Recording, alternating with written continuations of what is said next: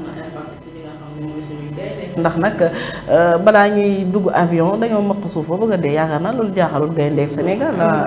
Lamba. Vraiment yàgg nañoo préparé wu fii yàgg nañoo gagné ku leen xam-xam ne ñoom moom ay lion lañu malgré tout. Voilà war nañoo mën a gagné même bu ñu demul foofu noonu defi seeni entraînement ñu leen di ñaax rek ñu gën a concentré wu ñu gën a donné wu à fond incha allah victoire bi dina ñëw. voilà si manque de concentration gën a gëm seen bopp c'est tout hein sénégalais moom enfin j'ai l'habitude de dire que impossible n'est pas sénégalais donc à plus forte raison une sénégalaise voilà te gaynde gu jigéen yaakaar naa moo gën a sawar sax gaynde gu góor donc kontaan nañ ci ñi nga xam ne ñoo ñuy topp ci YouTube direct bi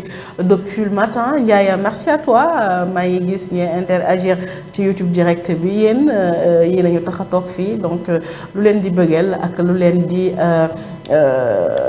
di tax seeni journée di égayer moo ñu fi taaj donc merci à vous merci à la team depuis Kaolack Ndangaan donc Lamba nous allons passer à toi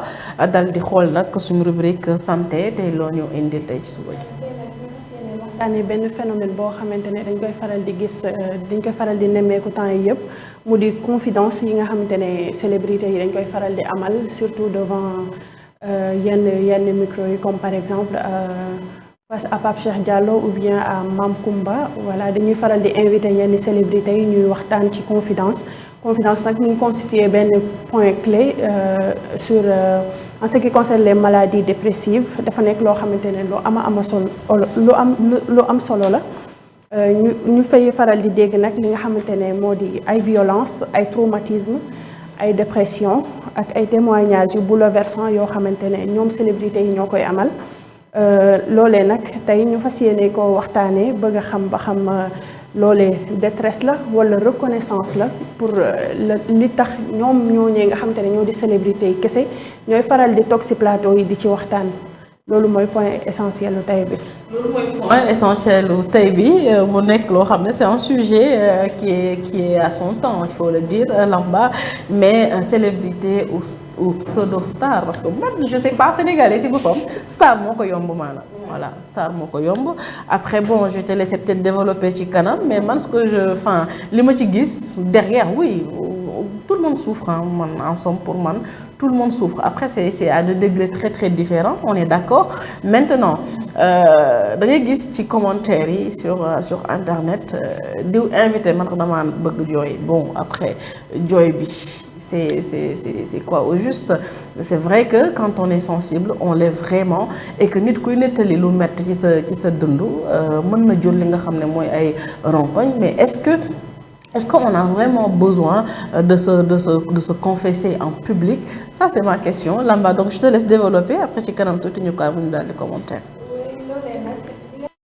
confession yooyu day faral di am yenn impact yi ci ñi nga xamante ne ñoom ñoo koy amal derrière parole yooyu noonu ñuy délivrer dañuy faral di gis benn souffrance comme tey jooy yi nga xamante ne dañ koy amal foofu même si c'est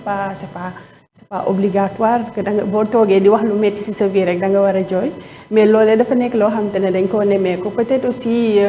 li nga xamante ne moo di célébrité yi ñuy choisir di leen teg peut-être bon ñoom ñoo gën a attan poids jugement bi et que aussi peut-être seeni baat peut-être seeni baat dafa nekk loo xamante ne moom la ñuy gën a dégg tout le temps ñu ngi nekk en interaction ak ñoom tout le temps ñu ngi leen di dégg ñuy wax ci point bu bépp boo xamante ne day am ñoom nag ay porteuses de voix lañu walla ay porteurs de voix du coup lépp loo xamante ne metti na rek ñu dund ko mën nañ ko xoolee image yu ñi nga xamante ne ñoom ñoo nekk derrière ñoom donc war nañoo mën a toog exposer li nga xamante ne moo di seen kii ni reste à voir ndax loolee nga xamante ne moom la ñuy amal lors des confessions est-ce que c'est en rapport avec les valeurs du Sénégal parce que Sénégal ku ko xam daf ko xam ci solidarité ak surtout ci discrétion surtout ci discrétion en ce qui concerne li nga xamante ne mooy néegu sëy walla ci sa vie intime dañuy gën a bëgg que loolee ñu def ko dans la discrétion dañuy gën a faral di gis nag léegi moom tout est exposé lépp loo xamante ne nit ki dund na ko rek mën na toog aisément waxtaanee ko ci biti te loolee nag dafa nekk loo xamante ne kat xamewu ko Sénégal Voilà. Sénégalais lambda, je rappelle qu'un état dépressif réfère à un état mental caractérisé par une humeur triste, un manque d'intérêt ou de plaisir et une perte de motivation qui dure plus de 2 semaines. Bon, c'est ce qu'on nous dit, hein. Lolu tubaab bee ko wax. Bon, lamba da nga wax lu am solo. Nga ni est-ce que bon, c'est pas une obligation de pleurer face à une caméra en confession. Peut-être pas, hein. Ku nekk ak sa étape, ku nekk ni ngay gérer peut-être say comment on appelle ça, sa degré de dépression, si on peut l'appeler ainsi. Maintenant, gis nga Sénégal gi lamba, j'ose dire que ni tout le monde est dépressif. Parce que ça yoo xëyee dund loo xam ne jar na mbëkk mur. Boo amul li nga xam mooy autodéfense nit koo xam ne mënoo sàmm par exemple say émotions, ça peut partir toujours à ces genres de dérives. Bon, mais li nga wax aussi kenn du ko dindi ñun Sénégal daa am nu ñuy dundee, daa am nu suñu maam yi dundee, daa am nu ñu yaree. Néegu sëy nag lamba bu demee bañ sëy bu ñu takkee ci internet laabaanee ko ci internet dépense ba ci internet bu sëy ba tasee wala mu yëngu mun nañ ko yóbbu internet vraiment. Je pense que fii jaan ji matt ñëpp mooy réseaux sociaux yi. Voilà, je pense que ni aller exposer quand même sa dépression wala son mal-être wala ses problèmes de couple en face de 17 ou 18 millions de personnes, c'est abusé à mon avis. Ça c'est mon avis, hein, soxna Mati. nekk na loo xamante ne fi mu nekk nii nee naa santé mentale la parce que dafa nekk mbir boo xamante ne pratiquement ñëpp lay dal mais ci ban degré lay tollu nit ki ba dootu ko mën a àttan ba mu koy yóbbee yenn yi foofu loolu moo jara laaj mu nekk loo xam ne tey fi nga ñëw lu am solo la ndax ñu ci bëree bëri ñu ngi koy dund man du ma nee célébrité parce que ñun ñëpp am xol ñun ñëpp ay nit lañ te ñun ñëpp am ay problème ça dépend en fait ci li nga xamante ne moom ngay dund ak ni nga koy fi mu lay toll parce que am na ñu bëri tey kenn ku nekk yaa ngi dund problème yoo xamante ne tey mënoo ko nettali nit au fin fond de toi daf lay rongé kenn ku nekk am na histoire boo xamante ne tey boo ko nettali woon ñu ne tey Bambi am na jaar-jaar kii am na jaar-jaar kii am na jaar-jaar donc jaar-jaar nit da koy am donc si jaar-jaar yooyu noonu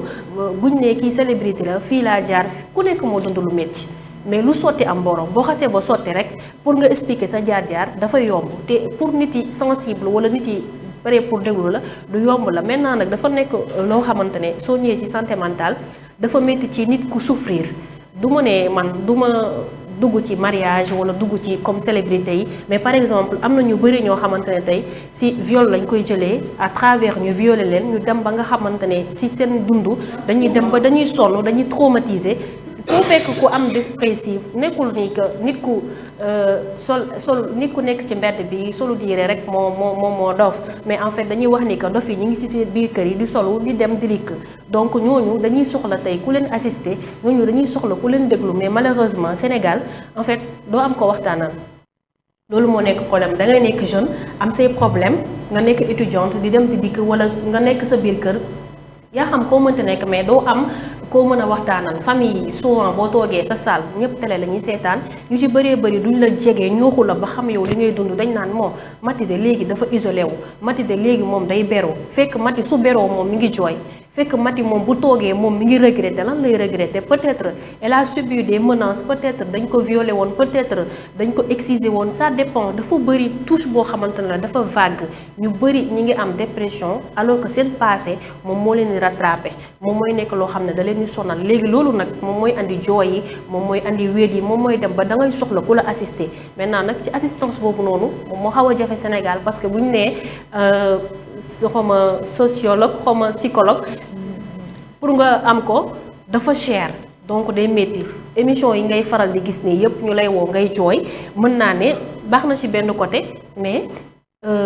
du ma ko apprécier baax na ci ban anam baax na ci anam boo xamante ne tey dina la permettre yow li nga mënul raconter Bambi raconter ko kii raconter ko kële nga jàkkaarloo ci sa kii ne ce que lay nga jàkkaarloo ki nga xam ne moo la invité nga wax ak moom baat ak tontu la bu boobaa da ngay vidéo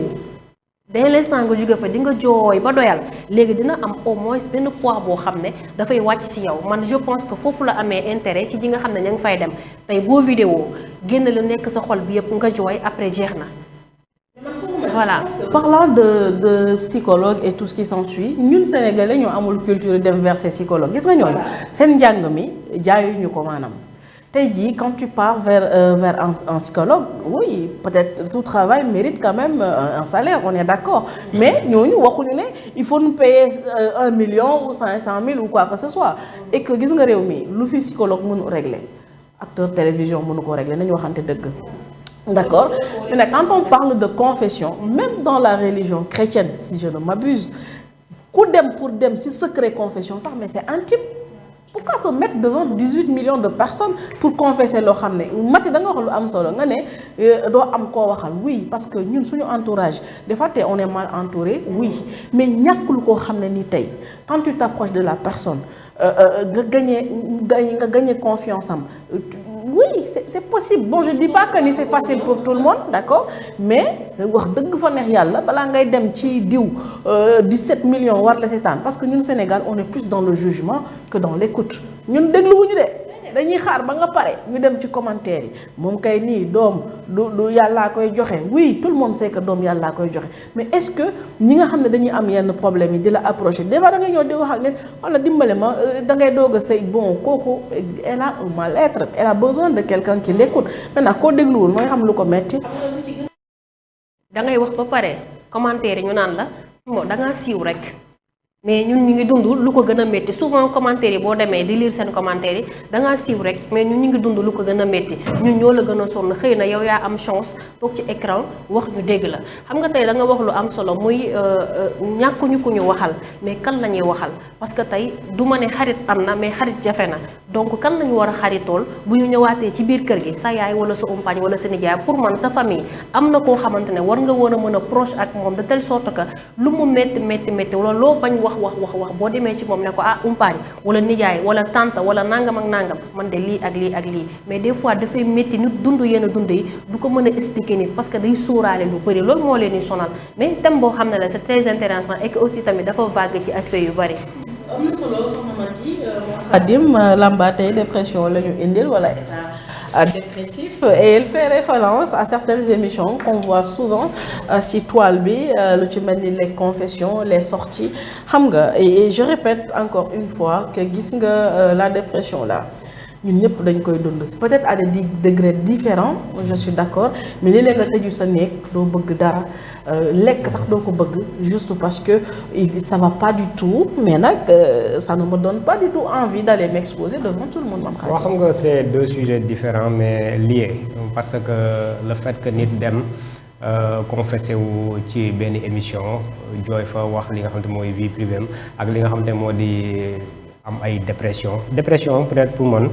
li ñu koy waxee dof pour man c'est une maladie ba nga xamante ne nii day wër Mati mi ngi wax sànq par rapport ak psychologue yi yaa ngi siy souligné tout à l'heure pour man la personne bu fekkee am na la nga xamante ne daf koy traumatiser am na la nga xamante ne mu ngi koy dund amul ku mu ko mën a waxtaanal ci membre famille parce que day am ya nga xamante ne nekkul amoo ku la déglu ki nga ko war a waxtaanal di nga ko rus ba doo ko mën a wax seen lien bu fekkee sa yaay la wala sa rak bu fekkee ay cas surtout jigéen viol la wala nangam donc mënoo dem surtout viol yi si ëpp ya nga xamante ne nit ki daf koy dund intérieurement viol ya nga xamante ni peut-être ay parents ñoo ko teg père adoptif am wala yaayam wala nangam ak nangam donc kooku noonu elle a du mal dem wax loolu yaayam wala bu ko waxee xëy na yaayam dara ko loolu bu jëmee kaw mbokk bi day tas ces gens là xam nga kooku noonu buy dem dootul ne ñàkkul ku mu mën a waxal mais ki mu war a waxal kooku noonu du ko jox solution léegi nag le mieux moom muy dem seeti psychologue waxtaan ak moom kooku accompagner ko ñun nag amuñu tendance boobu da nga koy def sax ñu ne da nga tubaabee da ngay feebar xëy dox dem hôpital loolu daal damaa feebar duñ la gëm en fait pour ñoom boo feebaree wala dem hôpital dañ la war a jàpp dugal la taxi yóbbu la hôpital tellement que ni mentalité bi faaw ñu changer ko bu ñu bëggee yenn yu bari faaw ñu changer mentalité bi loolu ci peut-être ci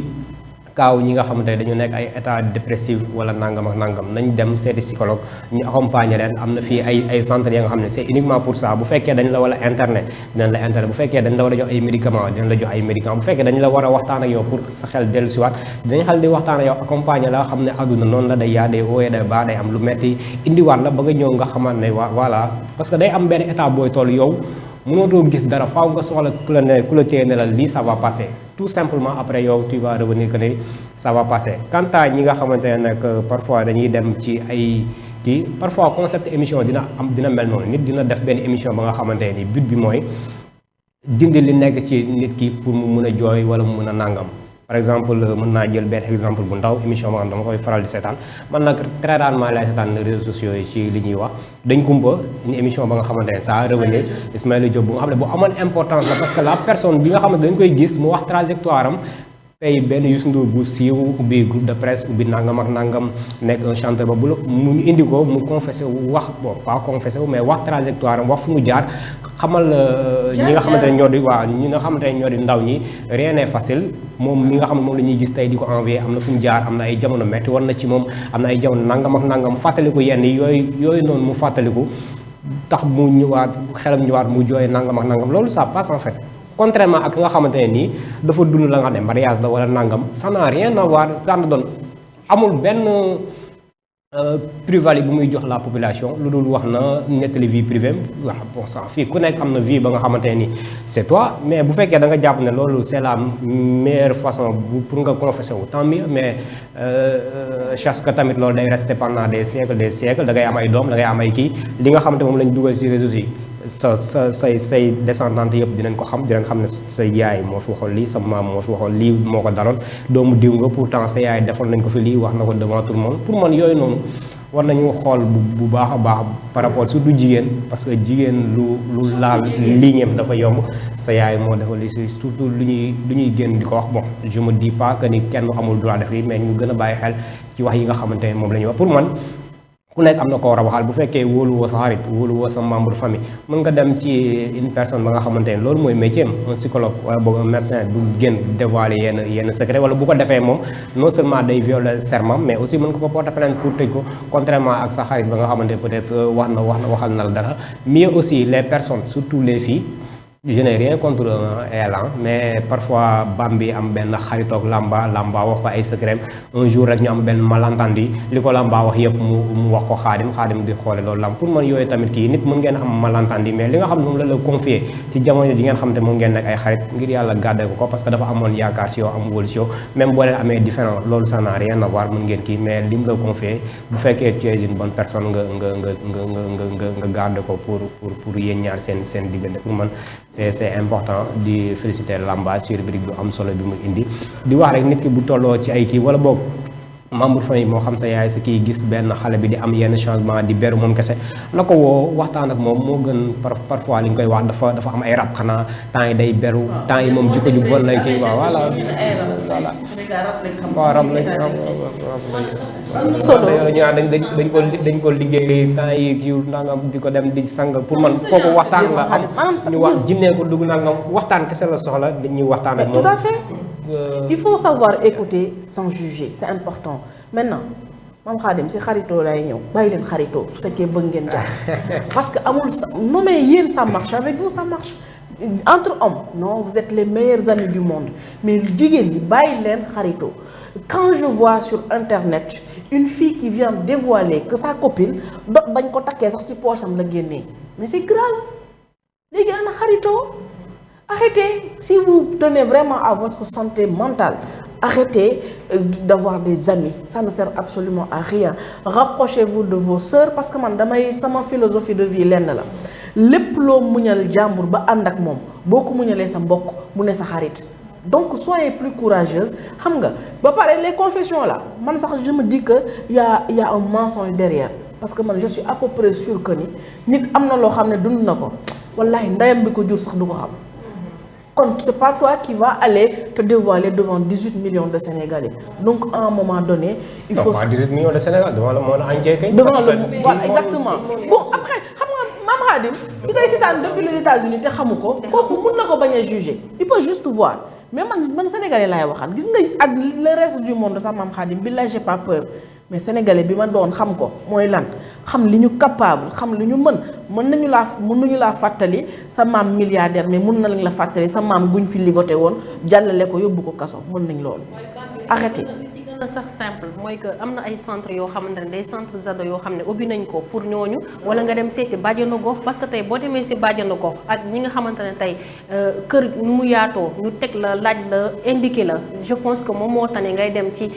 plateau yi wala ngay dem ci toile bi di wane sa bopp nit ñi di la commentaire di la juger parce que yow jugement bi ngay daw bay jooy jugement boobu noonu ba émission bi jàllee jugement boobu noonu moom moo gën a métti moom moo gën a métti. loolu wala si neex parce que ñoom xam nañ li ciy topp en fait xam nañ suite bi xam nañ ne bu ñu waxee Sénégalais réaction bi ku nekk dina am réaction bu différent waaw ñoom xam nañ ne ñoom c'est déjà que ni voilà xam nañ ne après dinañ leen juger. doo ci mës a gis koo xamante ne dafa confessé wu juste pour wax lu baax pour xalaat lu baax. wala comme par exemple à l'exemple de Afro Feeling ñoom ñu ngi def benn émission boo xamante ne à chaque fois ce sont les grands entrepreneurs la ñuy mettre di leen demander comment ils ont fait pour réussir seen chemin da ngay gis ñoo xamante ne jaar nañ fu metti dañuy jël seen temps expliquer mais toujours ça aboutit à quelque chose de meilleur. Mais quant à la majeure partie des gens qui réussissent leur vie ne sont pas nés avec des cuillères en or dans la bouche. Il faut que nit ñi waxante dëgg fii ku ne sa maam def na fi wala wax na fi ku ne am nga jaar-jaar bu metti waaye nag bu yàlla dogalee nga dem ba àddina neex ngay dund lu baax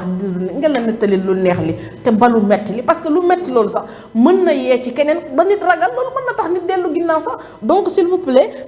man bon sama yoon nekk si ku jël décision dem confesser ou peu importe mais pensez à votre entourage, pensez à votre future progéniture parce que c'est important. Lamba, donc bu ñuy wax ci li duñ fi jógee juste rek si tu as des solutions. bàyyi mag média yi ñoo gën a faux. non seulement ñoo gën a responsabilité mais CNRA aussi xam nga tey bu ne média yi du ñu wax télé classique yi wala ñeneen ak ñeneen parce que dañu nekk ci ère ba nga ne ère numérique la tey pour contrôle YouTube réew bu mel ni Sénégal wala yenn yi dina xaw a metti mu def ko kese ak puissance yi nga xamante ne nii ñoo am nañ ko mais pour man Sénégal war na gën a mën a parce que tey benn télévision bu ñu fa waxee benn débat wax fa ay kii nga gis Sénégal mettre leen en demeure pour man y a des émissions yi nga xamante nii war nañ ko suivre yi même bu fekkee day daw YouTube wala Facebook wala nangam def des mesures yi nga xamante parce que fii nii buñ ne xarala yu bees mi ñu ko contrôler cybersécurité mi ngi fii ñenn ñaa ay experts lañ en informatique expert lañ en yenn yi nga xamante nii en numérique wala nangam ak nangam mën nañ gën a élargir li nga xamante moo di Sénégal permettre ñooñu tamit ñu inclure leen xool yenn concept d'émission yi wala boog yenn émission yi ñuy véhiculer waxuñu kenn bu mu def benn concept émission ba nga xamante peut-être dina génnaloo nit ki lu ko metti pour mu jox mais am na yenn wax ya nga xamante ne nii non seulement day atteindre ñi nga xamante ne ñoo di aux bonnes mœurs comme ni ñu koy waxee day am offense aux bonnes mœurs yi nga xam dafay am visiblement doo gis benn kii ñu jël ko bon les personnes yi koy def nag mën nañ leen a woo teg leen ci yoon bu fekkee que ni dañoo wàcc yoon par rapport ak yu ñuy wax gisoon nañ fi benn dame pour ne pas nommer son nom fii laa xamee ci plateau bi ñu ko doon tudd par rapport ak wax yi nga xamante ne daf ko doon wax ci wàllum sexe ak di n'importe quoi bi ñu ko jàppee yóbbu ko kaso bi ñu génnee lan la wax mu ngi rëcc parce que am na doom am na ñeneen mais xool woon loolu yëpp mu doon wax parce que il suffit que ñu jàpp ko teg ko si yoon bi mu génnee muy soog a mën a kii pour man état de droit la ko parce que émission yi je pense que nekkul benn chaîne rek moom moo ko diffusé ci benn la commencé gars yi di toppandoo puisque moom boo nee matinal kii na ndékki li kii na lele ñu dem ba émission yooyu noonu commencé def ampleur ci toile bi loolu moo andi problème bi mais je pense que pour revenir à la thème santé mentale nekk na loo xamante ne sonal na jeunes yu bëri sonal na jeunes yu bëri daal. Je répète que ni bu ñuy wax fii affaire dépression moom on va passer toute la journée ici duñu pare parce que je pense que ni lu ñëpp di dund la jamono yi donc Lamba si tu as des choses à nous proposer pour li nga xam ne mooy wàllu état dépressif nit ki mën a def ba mu atténuer wala mu génn ci. Essayer d'intégrer la santé mentale dans les prérogatives des priorités sanitaires ñu siy bàyyi xel bu baax a baax parce que santé mentale tey yow boo yeewoo nekkoo wala nga nekk ci ay problèmes forcément day répercuter aussi sa vie professionnelle aussi day répercuter aussi sa njaboot ak yëpp du coup il faut ñu siy bàyyi xel ñu jéem a ut aussi des centres spécialisés di jàppale ñi nga xamante ne voilà ñu yokk ko parce que déjà bëriwul te aussi ñu jéem a am culte de telle sorte que yow boo amee yenn situation yenn problème yi nga dem seeti un psychiatre wala un psychologue nga waxtaan ci ak moom. C'est une éducation encore à donner aux gens parce que ça ne sert absolument à rien de tout intérioriser nit doomu aadama rek la su mettee ngi la demal fi nga war a waxee wax garaawul